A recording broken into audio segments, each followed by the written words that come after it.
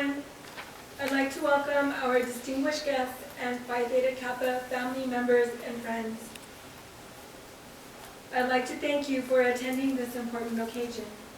This induction ceremony is a symbol of igniting and breathing new life into the Alpha Kappa Psi chapter. In 1918, the founders of Phi Theta Kappa sought to recognize scholastic achievement of two-year college students and to establish a common purpose and standard for honors organizations. Today, Phi Theta Kappa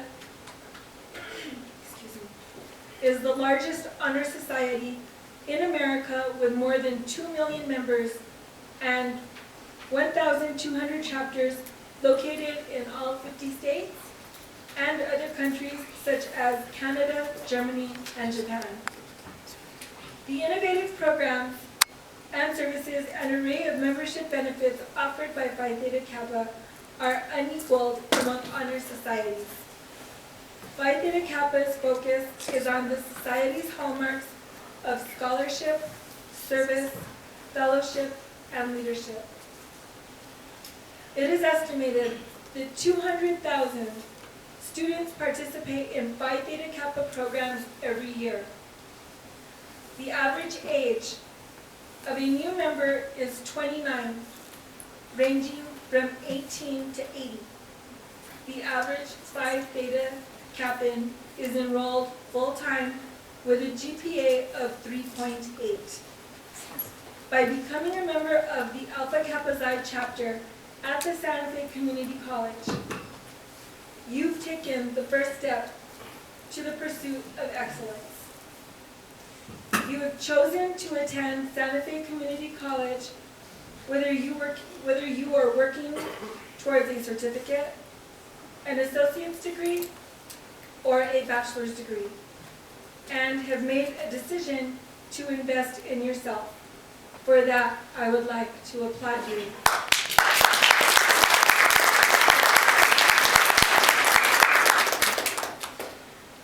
I'd like to close with a quote from Orison Swett Martin, American author and founder of Success Magazine. You must make up your mind at the very outset that your work is going to stand for quality, that you are going to stamp a superior quality upon everything that goes out of your hands, that whatever you do shall bear the hallmark of excellence.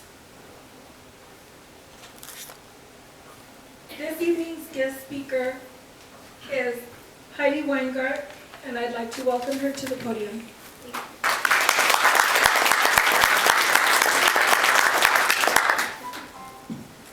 Thanks, Angela. Welcome, everybody. Welcome, new inductees and family members. It's an exciting night for you guys. When Angela and Judy asked me to be the guest speaker, I was like, are you really sure you want me? Because my grades were not so in college. But then I got to grad school and I got better. So I started thinking about what would I talk to you guys about? What advice do I have, especially as my position as Director of Advising? And I went on and started researching Phi Theta Kappa, because to be honest, I didn't know what it stood for. And what I found out is that Phi Theta Kappa is actually Greek for wisdom, aspiration, and purity. And there are 4 hallmarks that you will be learning skills in, and that's scholarship, leadership, fellowship, and service. And when I pondered those 7 things, I started thinking, like, what kind of ties them together? What came to mind is the hero's journey, which is a theory that was put forth by Joseph Campbell. Joseph Campbell was one of America's premier mythologists, and he studied all kinds of cultures and all of their myths across the world. And he found that there was a central theme. And the central theme that ran through many of these myths was that of the hero in his or her journey. And so I wanted to go over those with you if you have not heard them, because I think it really applies to the journey that you guys are on. And the first step is the ordinary world.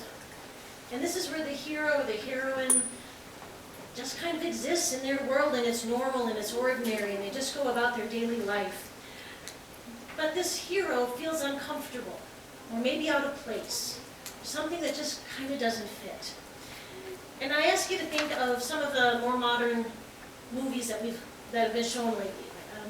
Frodo in the Lord of the Rings, he lived in the Shire. It's kind of a boring place. Luke Skywalker lived in Tatooine as a farm boy, and Harry Potter lived in a standard British household with his aunt and uncle, though he lived under the stairs, which is a little odd. Think of your world before you started college, and how that seemed ordinary, and how it's changed now, and the journey that you've progressed on so far. The next step in the hero's journey is the call to adventure. Something shakes up their world.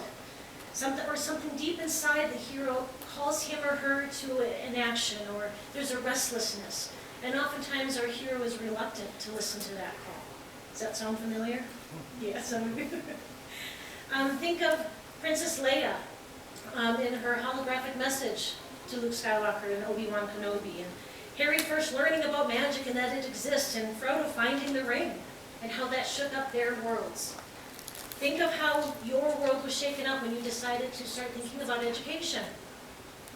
Maybe there was a desire to make more money. Maybe there was something negative like a layoff, or maybe your parents, your kids, your family members said, "Why don't you do this?" And that was your call to action. And oftentimes our hero goes through the next step, which is a refusal of the call. I don't want to do that. And they feel fear of the unknown, that they're not sure if they can handle it.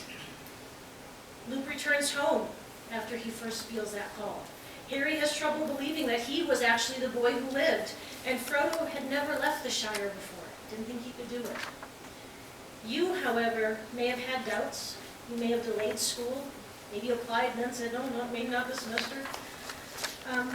But something in you made you answer that call.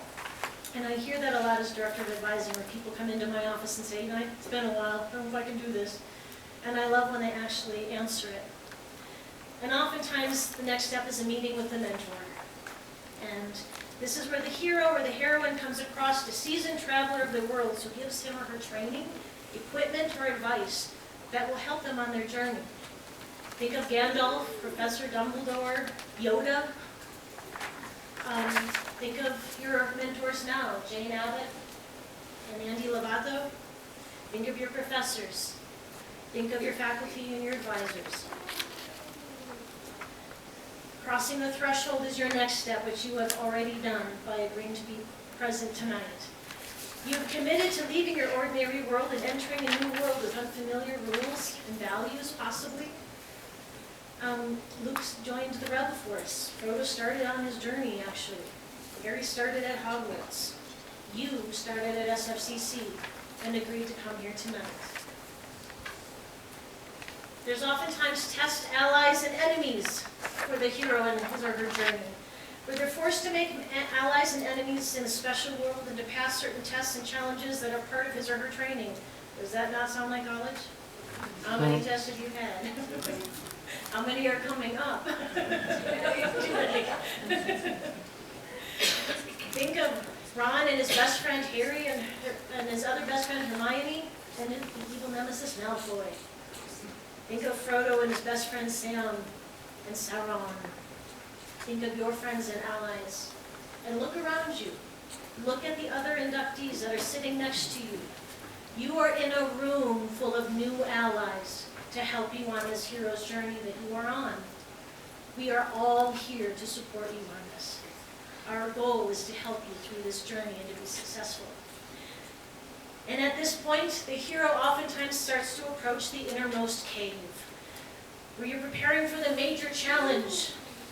The hero comes to a dangerous place. It's often deep underground, where the object of the quest is hidden. Thankfully, our college is not always underground, unless you're downstairs, right?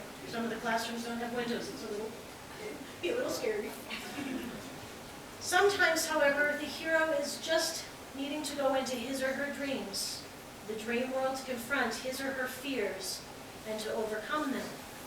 And oftentimes that's part of the scariest quest, is our own internal fears. And I want to congratulate you on overcoming your fears so far in this journey, and to promise you that we will be here to help you continue to overcome those fears. Then the ordeal, where the hero confronts death and faces his or her greatest fear. Now, I'm hoping nobody dies in college. I always tell my students that there is no emergency, nobody dies. I used to teach in medicine, so I have a different viewpoint. But what's important to remember in these stories is out of these moments of death, the hero comes into a new life. All of their training comes into play, and it's time to show his or her skill. Once this obstacle is overcome, the tension is released. Think of your finals. There's a lot of tension coming. You're like, please shut up. I don't want to think about finals. But once they're finished and you overcome that challenge, the tension will be released. And you can move on to the next step, which is the reward. The reward is break. This is where the hero takes possession of the treasure or the lesson won by facing death or the obstacle. And there is often a reward given to the hero for passing the supreme ordeal. Think of Luke becoming a Jedi, Frodo restores peace. You will graduate. You will walk across that stage. You will receive your diploma. That is my favorite day of the entire year. To watch you be recognized for all of the trials and tribulations and successes that you have achieved on your hero's journey. Then there's the road back, which oftentimes we don't think about. But the hero has driven to return home. Often there's another chase, a fight, or a struggle. And in thinking about how this related to your journey, I thought, well, this is probably your job search. Now that you have your diploma, it's not quite over, is it? Now it's to get a job. But the good news is after that, there's the resurrection. And this is where the hero is tested once more on the threshold of home. He or she is purified by a last sacrifice. Hopefully your future employer doesn't ask that much of a sacrifice. Another moment of death or rebirth, but it's on a higher, more complete level. Think of your job interviews. They can be extremely scary, extremely challenging. But when you come through them and you've done a good job, you secure that job, which is pretty darn cool. And what you worked for. Or possibly it's moving on to graduate school. So there's always the next step. And the last and final part of the journey, and it's the one I want to leave you with the challenge, is the return with the elixir, the treasure, or the lesson. This is where the hero returns home or continues the journey bearing some element of the treasure that has the power to transform their world or save their world. So I want to challenge you, when you've reached your diploma, you've gotten your job, you've moved on to graduate school, that you remember to return home in some way, shape, or form to challenge the next generation of heroes, to give your lessons back, the education that you've gained, to share it, to spread it, and to be a mentor to the next generation coming up through the ranks. Next year, you will be sitting here as the new members of Phi Theta Kappa are inducted, and you will now become the mentor in their journey. So remember, you are the hero in your own journey, and it's a pretty darn good year. So congratulations.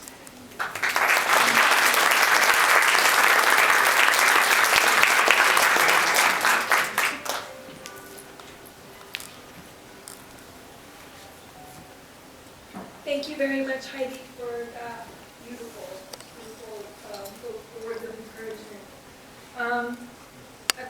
Normally we give our guest speaker a certificate, so if you will bear with me, I can get you a certificate. Thank you so much.